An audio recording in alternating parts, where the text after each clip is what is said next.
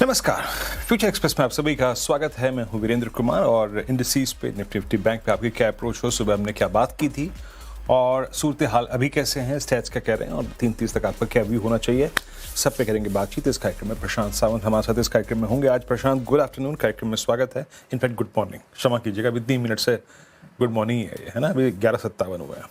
मैं आता हूँ आपके पास आपकी व्यू के लिए, लेकिन उससे पहले जरा एक बार देखते हैं। निफ्टी इज एट 23716 करीब 23,716 पे और निफ्टी बैंक करीब 53,643। देखिए, कल के एक स्ट्रॉन्ग रिवर्सल के बाद कल अगर आप डे रो से कंपेयर करें तो लगभग 400 से 500, 500 से 600, 600 से 650, करीब 250 अंकों का रिवर्सल था। आज सुबह सुबह आई वॉज नॉट श्योर कि कितना गैप अप होगा, लेकिन गिफ्ट निफ्टी करीब 150-200 अंक बता रहा था। फिर वो स्लाइड होके करीब, जब मैंने अपनी रणनीति लिखी उस वक्त करीब आप ये समझिएगा कि 180 अंक ऊपर था। फिर ओपन होते होते बाजार करीब 122 अंक हो गया। आजकल क्या होता है ना, बड़ा दुविधा होती है कि 36 पे लिखी हुई कमेंट्री कहाँ तक, अगर आप देखें बाजार खुलेगा कहाँ नहीं खुलेगा। इसलिए मैंने एक चीज़ कही थी आपसे, आज हर चीज़ हमारे फेवर में थी। यूएस मार्केट का हैंडओवर, यूएस की बॉन्ड यील्ड, क्रूड का रिट्रेसमेंट, और उससे पहले भी अगर आप देखें उसके बाद 9 बजे जब रुपए के टिक आया ना, आरबीआई के एक्शन के बाद जो रुपए का रिवर्सल था, एक बार रुपया रखिएगा, ऑलमोस्ट वी आर 96.32। हालांकि हमने इंट्राडे में इससे भी अच्छी रिकवरी देखी थी। एक बहुत ही मजबूत, अगर आप देखें, संकेतों का समीकरण था आपके पास, पर मैंने फिर भी अपने अपने अपने शब्दों में चीज़ों को, अगर आप देखें, पिरो रखा था। Please handle with care RS1 loaded था कॉलाइटस से, RS1 लोडेड था 10 डेमा से, RS1 लोडेड था 20 डेमा से, क्योंकि मैं श्योर नहीं था कि हम किस ट्रैजेक्टरी में खुलेंगे। हम 721 पे खुलेंगे, हम 786 पे खुलेंगे या फिर 817 पे। But please handle with care. अगर ये नहीं क्रॉस हुआ फर्स्ट इंस्टेंस में तो एक कोलैप्स इज पॉसिबल, क्योंकि ये हमारी टेंडेंसी रही है पिछले कुछ सेशंस की। हम एक बहुत अच्छे एनवायरनमेंट में कोलैप्सेस देखते हैं और बहुत ही खराब एनवायरनमेंट में रिवर्सल देखते हैं, जिसका जीता जाता उदाहरण कल भी है। और वो आया, कोलैप्स आया, लेकिन अभी तक मेरे मुताबिक जितना कोलैप्स आना चाहिए था वो नहीं आया। That was hardly a dip towards 650। But अभी अंत ये प्राइस स्क्रीन पे क्या है, जाइए अब जरा प्लीज़ थोड़ा सा होमवर्क कीजिएगा। निफ्टी के चार्ट्स को इंट्राडे पे कन्वर्ट कर लीजिएगा और डेली पे कन्वर्ट कर लीजिएगा। डिप आया, लेकिन अभी निफ्टी क्या नहीं करने को तैयार है। निफ्टी बहुत बड़े फ्रैक्शन से अभी 10 डेमा की ट्रैजेक्टरी को छोड़ने को तैयार नहीं है। That 721 is exactly 10 day exponential average. आप 20 से कोलैप्स हो गए, लेकिन आप देखिए, मैं थोड़ा सा सेकंड हाफ के पर्सपेक्टिव से बात कर रहा हूँ अब यहाँ पे। अभी आप 10 डेमा की ट्रैजेक्टरी को छोड़ने को तैयार नहीं है। 10 डेमा के नीचे जो लो लगा ना, that's a wide lower shadow, but अभी हम 10 डेमा की ट्रैजेक्टरी को छोड़ने को तैयार नहीं है। हमने इतना टाइम 10 डेमा पे लास्ट टाइम स्पेंड नहीं किया था। आज इतना बड़ा गैप अप मिल गया, एक्सपायरी का दिन था, तो लाजमी है कि ऑप्शन राइटर्स आएंगे। बट लेट्स सी अब सूरत हाल क्या है। स्टैट्स लेके आइए। देखिए, बेस बंद तक का शायद डिप ना मिले अब आपको, क्योंकि कुछ स्टॉक स्पेसिफिक एक्शन ऐसा है कि पूछे मत, मैं आऊंगा उस पर, लेकिन एक बार स्टैट्स लेके आते जरा। 800 पे कॉल आइटर है, 23,800 पे और 23,817 पे आपका 20 डेमा। वहां पे करीब 1 करोड़ का आउटस्टैंडिंग हुआ है, 68 लाख कॉल बिकी है, यानी वो for the day it's a huge wall at 800 और 817 20 डेमा पर एक बड़ी वॉल क्रिएट हो गई है। बट जो चीज़ मुझे देख के दुविधा हो रही है वो है कि पुट राइटर्स के पास बहुत बड़ा कन्विक्शन नजर नहीं आ रहा है। बट स्टिल 81 लाख का आउटस्टैंडिंग हुआ है, 23,500 पे 5 लाख पुट वहां पे बिकी हैं, 23,700 पे करीब 25 लाख का आउटस्टैंडिंग हुआ है, जुड़ा है। बट दिक्कत क्या है कि आपने इंट्राडे में उसे एक बार वायलेट ऑलरेडी कर चुके हैं। उसे आप इंट्राडे में वायलेट एक बार ऑलरेडी कर चुके हैं, तो आई एम नॉट श्योर। ठीक है, अगर आपने शुरुआती कोलैप्स को खेला है तो ठीक है, बट मेरे ख्याल से, जानते हैं, अगर हम पुट राइटर्स का बहुत कन्विक्शन मेरे को जो दिखाई नहीं दे रहा है ना, तो मैं यहाँ पर बाय ट्रेड या फिर लॉन्ग का व्यू तभी रखूँगा अब जब डिसाइसिवली आप 721, 750 के ऊपर सस्टेन करें सेकेंड हाफ में। आप जाइए, आप जो 78 लाख का आउटस्टैंडिंग हुआ है उसके ऊपर बैठिए, 721, 750 के ऊपर, then a case will appear for 20 डेमा और उसके ऊपर की ट्रैजेक्टरी। यहाँ नहीं, मेरे को स्क्रीन पे पुट राइटर्स का अभाव दिखाई दे रहा है, फ्रेंकली स्पीकिंग मेरे को। और अगर आप कोई डिलेमा है तो अवॉइड भी कर सकते हैं ट्रेड, बट पुट राइटर्स का कन्वर्शन नहीं है। तो हमें अगले कुछ देर में देखना है कि अगर हम 721 के ऊपर सस्टेन करते हैं, 750 के ऊपर सस्टेन करते हैं, और एक बार फिर से पुट्स का आउटस्टैंडिंग वाई लिखा है, अगर ये पुट राइटिंग 23,700 की स्ट्राइक पे इंट्राडे में जो 25 लाख है 23, 35, 40 लाख में कन्वर्ट हो जाए और 23,700 की पुट का आउटस्टैंडिंग वाई करीब करीब 80-90 लाख या फिर करीब 1 करोड़ हो जाए, देन एक स्ट्रॉन्ग रिवर्सल का केस बनेगा। अभी कितना है? 78 लाख का, 1 करोड़ होने दीजिए इसको। देन आप कहेंगे कि हाँ निफ्टी प्रोसीड करना चाहता है टूवर्ड्स 20 डेमा, 817, 860 का जोन खुलेगा, मॉर्निंग हाइज रिविजिट हो सकते हैं। So we need put writers conviction. अच्छा, दिक्कत एक और हुई थी आज का सेशन। अब ये निफ्टी पे व्यू दे दिया मैंने, no short as of now. सुबह का कोलैप्स आपने खेला तो खेला, ठीक है, लेकिन अब अगर लॉन्ग की बारी आएगी तो ओनली 750 के अबव, अदरवाइज नहीं। 730, 750 के ऊपर, अदरवाइज अवॉइड करेंगे। निफ्टी बैंक एक स्ट्रॉन्ग जो था ना उसके लिए बेस था आज, रुपए का संभलना, क्रूड का retracement, a perfect case for Nifty bank, but ये भी नहीं चला। आज निफ्टी बैंक की 54,000 की कॉल सबसे ज्यादा बिकी हुई थी कल, मैक्सिमम आउटस्टैंडिंग वाई था, और आप समझिएगा कि बेस नहीं रेजिस्टेंस लेके आइएगा। आपका 54,051 पे 55 में मेरे ख्याल से आपका 10 डे था, फॉलिंग 10 डे। आप उसके ऊपर रत्ती भर 1 मिनट नहीं टिके, 1 मिनट नहीं टिके। मैंने अपनी कमेंट्री में क्लियरली लिखा था, मेंशन किया था, if you fail to cross और sustain above in at least RS1 range, a collapse is possible, a collapse is possible. Collapse भी आया, अच्छा खासा कोलैप्स आया, 560 तक का कोलैप्स आया, बट क्या ये बाजार अपने आप को रीबिल्ड करने की तैयारी कर रहा है? एक बार लेके आइएगा ऑप्शंस के स्टैट्स, ऑप्शंस के स्टैट्स लेके आइए।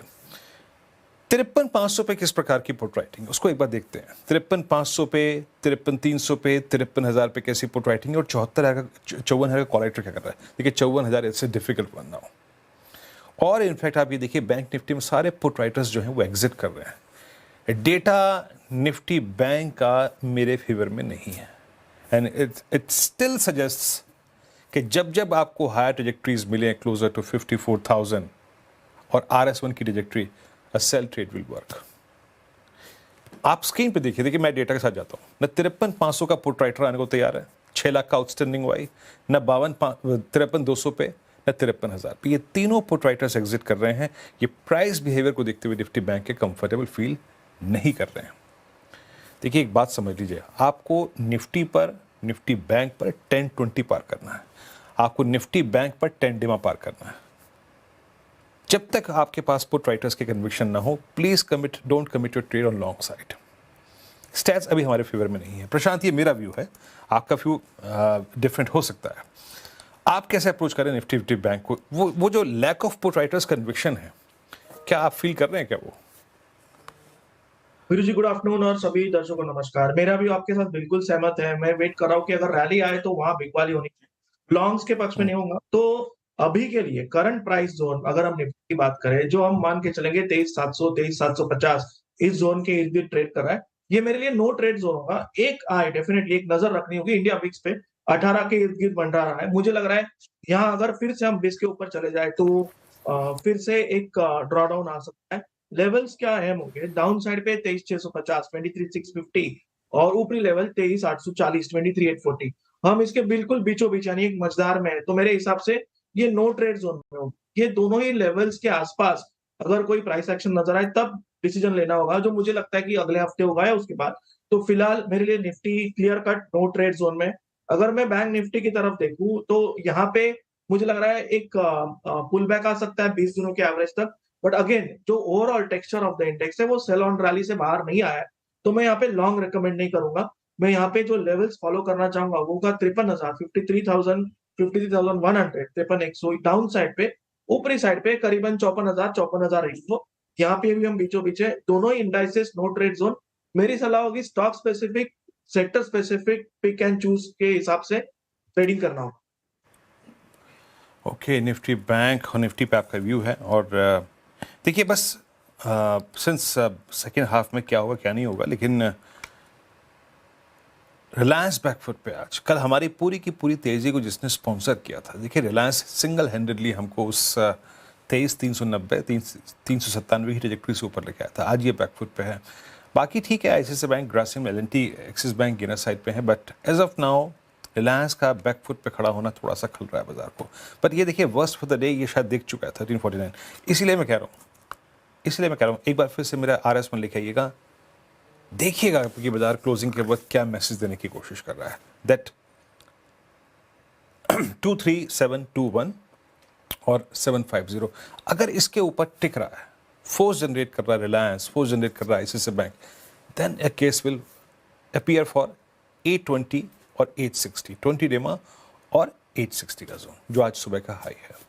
पर एज ऑफ नाउ थोड़ा सा डिफिकल्ट लग रहा है। अब आते हैं स्टॉक्स पे। प्रशांत, आप स्टॉक स्पेसिफिक क्या व्यू रखते हैं? 3 स्टॉक्स आपके क्या होंगे?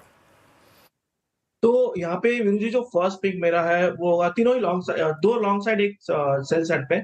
एचडीएफसी लाइफ में लॉन्ग करना चाहूँगा, एक बहुत ही अहम सपोर्ट पे आया है। तो यहाँ पे मैं 600 का स्टॉप लॉस रख के बाय करने की सलाह दूँगा, स्टॉप लॉस ऑफ 600। जो टारगेट मैं एक्सपेक्ट कर रहा हूँ पुल बैक टारगेट से, एक गैप नज़र आ रहा है। मुझे लग रहा है ये गैप तक पुल बैक आ सकता है, 630, 635, 630, 635। नेक्स्ट पिक मेरा होगा प्रीमियर इंजिन्स, यहाँ बाय करने की सलाह होगी। स्टॉप लॉस रखेंगे करीबन 980 स्पॉट के नीचे, बिलो 980। मुझे लग रहा है यहाँ 1025 तक के लेवल नजर आ सकते हैं। और नेक्स्ट होगा इन्फी। आईटी में मुझे थोड़ी कमजोरी नजर आ रही है। अगर हम करंट प्राइस देखें ऑलमोस्ट 1190 पे ट्रेड कर रहा है, थोड़ा वेट करके 1195 1200 का लेवल आए तो थोड़ी रैली पे इन्फी में बिकवाली करने की सलाह होगी। स्टॉप लॉस रखेंगे यहाँ पे करीबन 1215 1216 1216। यहाँ से मुझे लग रहा है 1160 1155 ये लेवल नजर आ सकते हैं। तो यहाँ पे थोड़ी रैली आने पे बिकवाली की सलाह। ओके, अगला ट्रेड आपका? अच्छा, ये मेरे ख्याल से इन्फोसिस लास्ट वन था। मैं क्षमा चाहूँगा, एक एक करके प्लेट्स लिखे आइए। इन्फोसिस, HDFC लाइफ पहला टारगेट था, ट्रेड था 630 635 का लक्ष्य, 612 पे ट्रेड करता हुआ 600 यहाँ पे स्टॉप लॉस होगा। और अगला ट्रेड लाइएगा, दैट्स प्रीमियर एनर्जीज। ये तो गजब का स्टॉक है, आई मीन 1025 का लक्ष्य, 994 यहाँ पे स्तर है और करीब 980 का स्टॉप लॉस, करीब 14 रुपये का स्टॉप लॉस है। और नेक्स्ट स्लाइड में इन्फोसिस सेल है 1185। ये अभी भी अगर आप देखें ऑलमोस्ट डीलो पे ट्रेड कर रहा है। और ये 3 ट्रेड्स हो गए। एक काम करते हैं, एक ब्रेक लेते हैं और ब्रेक के बाद कुछ अर्निंग्स पे, कुछ मैनेजमेंट से बातचीत करेंगे। छोटा सा ब्रेक लेकर तुरंत हासिल होता है। एक बार फिर से चलिए, अब एक काम करते हैं, थोड़ा सा अर्निंग से बातचीत करते हैं। समदन मदरसन एक बार स्टॉक लेके आइए, कर क्या रहा है उसको देखते हैं। और नंबर्स आए थे, नंबर्स अच्छे थे। और एक बार स्ट्रीट का रिएक्शन देखते हैं और फिर मैनेजमेंट से बातचीत शुरू करते हैं। और हमारे साथ बातचीत करने के लिए Shri Pankaj Mittal, wholesale director and president, और गंधर्व टोंगिया साहब मौजूद हैं, ग्रुप CFO। आप दोनों को नमस्कार, कार्यक्रम में स्वागत है। गंधर्व जी, मैं पहला प्रश्न आपसे लूँगा। और ये मैं देख रहा था इस बार आपका record revenue for this quarter, I mean, और आपके एबिटा में करीब 42% का जब, ये कैसे पॉसिबल हो पाया इस क्वार्टर में इतना स्ट्रॉन्ग परफॉर्मेंस? की ड्राइविंग फोर्सेस क्या रही सर इस क्वार्टर में? आपने सही कहा। हमारी कंपनी के इतिहास में बेहतरीन साल और बेहतरीन तिमाही रही है। हमारा सालाना कारोबार लगभग 1,26,000 करोड़ का था। इसी तरीके से क्वार्टरली टॉप लाइन भी काफ़ी अच्छी इंप्रूव हुई है। ये ग्रोथ के कई सारे कारण हैं। एक कारण है कि हमारे जो इमर्जिंग बिजनेसेस हैं, कंज्यूमर इलेक्ट्रॉनिक्स एंड एरोस्पेस, उन्होंने काफ़ी अच्छी ग्रोथ दर्ज करी है। कंज्यूमर इलेक्ट्रॉनिक्स ने ईयर एन ईयर करीब 7.5 टाइम्स का कारोबार किया है।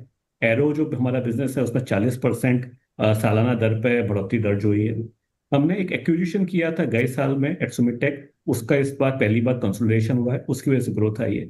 और बाकी हमारे जो रेगुलर कोर बिजनेसेस हैं, ऑटो सेक्टर में वायरिंग हार्नेस एंड बाकी बिजनेसेस, उन लोगों ने भी उन बिजनेस में अच्छी ग्रोथ दर्ज करी है। जहाँ तक प्रॉफिटेबिलिटी की बात है, ये कंपेरेबल है। करीब 9.5 9.6% एबिटा मार्जिन पर हम लोग काम करते आए थे गए साल में, इस साल भी उसी तरीके से काम किया है।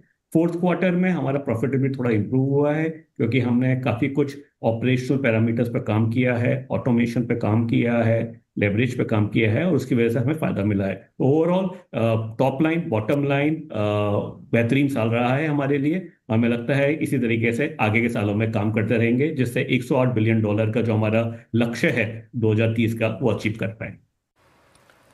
ओके, चलिए ठीक है, ये पॉइंट टेकन। अच्छा पंकज जी, मैं आपसे प्रश्न पूछना चाहूँगा। आई मीन, इस फिस्कल की जो शुरुआत है, इनफैक्ट फरवरी अंत से ही ये जो जियोपॉलिटिकल टेंशन, वॉर, इसने मूड ख़राब किया हुआ है सबका।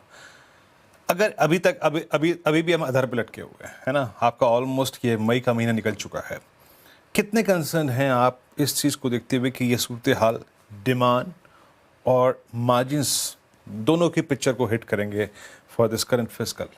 आपका टेक क्या है इस पर?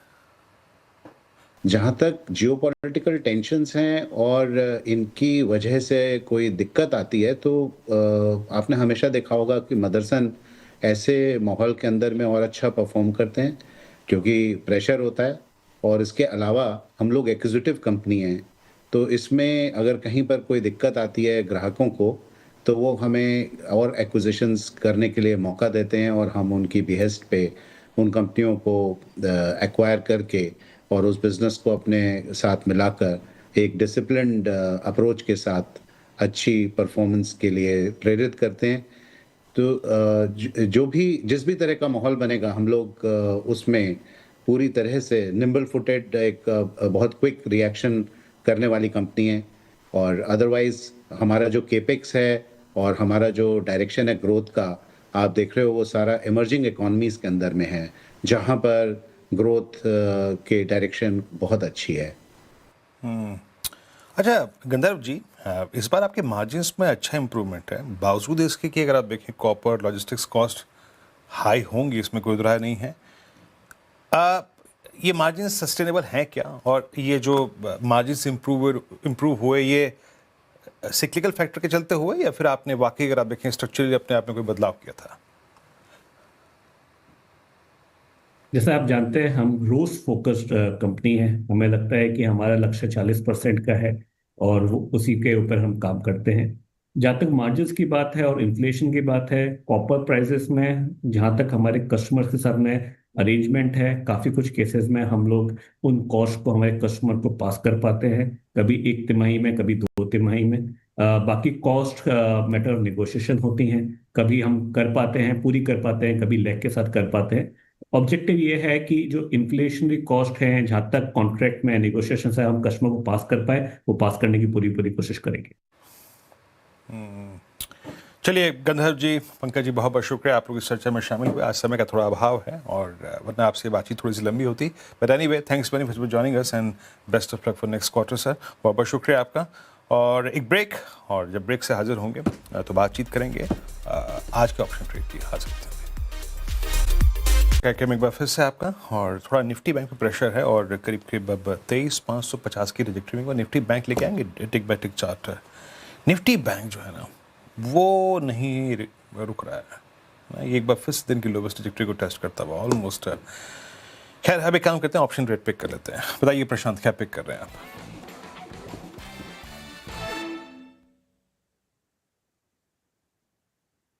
तो वीरू जी, मुझे यहाँ भारती एयरटेल में एक ब्रेकडाउन नजर आ रहा है। मैं इसको एक पुट के जरिए ट्रेड करना चाहूंगा। तो जून महीने की जो 1880 1880 स्ट्राइक प्राइस की जो पुट ऑप्शन करीबन 30 के आसपास ट्रेड करे 30, यहाँ 20-21 के आसपास स्टॉप लॉस रख के बाय करने की सलाह होगी। मुझे लग रहा है यहाँ से 45 से लेके 50 45-50 ये टारगेट्स नजर आ सकते। ओके, भारतीय एयरटेल जून 1880 की पुट। एक बार भारतीय फिर अगर आप देखें प्रेशर फील कर रहा है, थोड़ा सा बीच में एक स्ट्रॉन्ग पुल बैक आया था नंबर्स के बाद, बट अब थोड़ा सा प्रेशर में फिर आ रहा है। 1880 की पुट 45-50 के लक्ष्य के लिए 20 का स्टॉप लॉस। प्रशांत बहुत बहुत शुक्रिया आप इस कार्यक्रम में शामिल हुए। सभी स्टॉक्स इंडेक्स पर रखे अपने एक ब्रेक, अगली मुलाकात 2 बजे कमाई का अड्डा में, तब तक के लिए नमस्कार।